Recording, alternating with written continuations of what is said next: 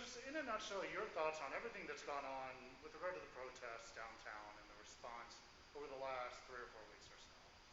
Well, obviously, what we've seen downtown, we've got a mix. We've got people that are trying to peacefully protest and not violate the law, not obstructing traffic, not assaulting officers or attempting to, not setting fires, not jumping up and down on vehicles.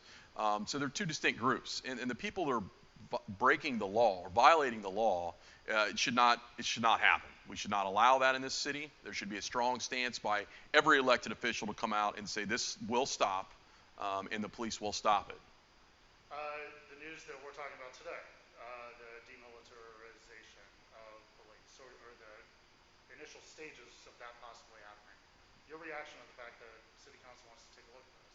Well, I guess what do they mean by that? I don't know that they were very clear on what items they want to take away. If you're talking about taking away ballistic helmets that have saved lives of officers over the years and everything else, I'm not so sure why we do that. I would be very curious to what military items we have that they do not believe serve a significant purpose for us and the public.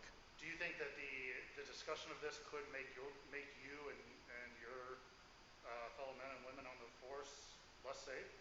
There's no question about that, depending on what they're talking about, but I'll go a step farther. It also will create a safety issue for the public. If we don't have some of the tools available to safely come in, potentially rescue you in a hostage situation, or I've heard about helicopters being discussed. If you have a 4-year-old child that's missing, that is an excellent tool to find a child or an elderly person that maybe has Alzheimer's, so we can find. That will put the public at risk as well. So City Council is obviously going to have a hearing or hearings. I think, at least as of right now, that's a little up in the air. I believe so, yeah. Do you want to be a part of those conversations?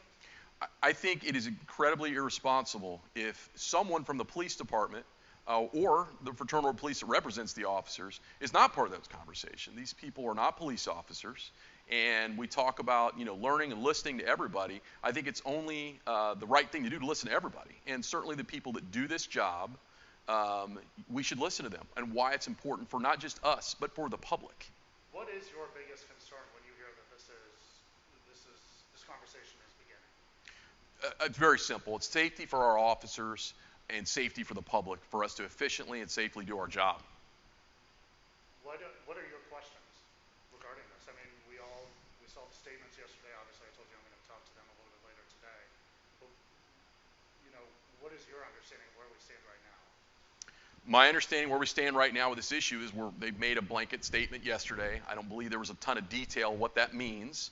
I would hope they would speak to some police officers, certainly the executives of the police department, to ask some questions so they can listen to the side of the police department on why those things are important for the public as well as us.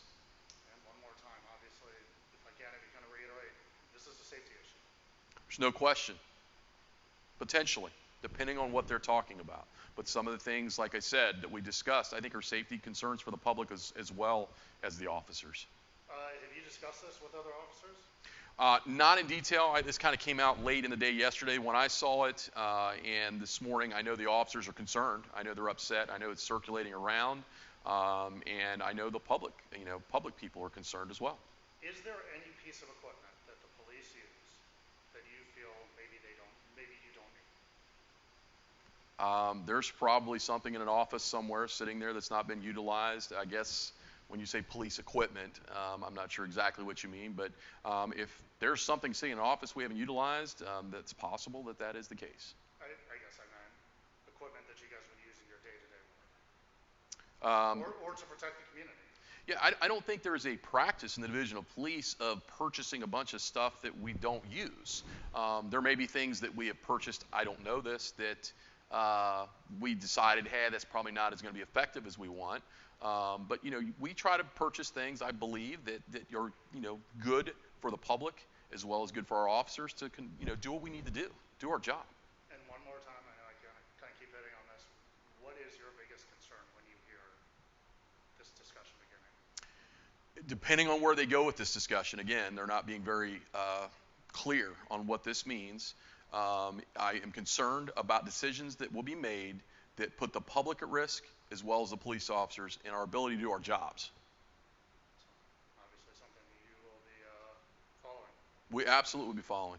What do you say to the city council, as they take this up? What would be your initial piece of advice for them? My initial advice is to please talk to the people that know how police works. I don't come to City Hall and tell them how to write legislation and things like that because I don't know anything about that.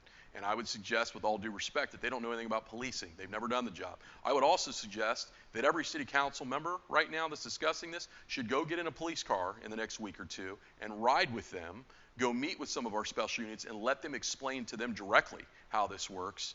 Maybe if they're down at Broad and High taking bottles, they might think the helmets and some of those things are good ideas.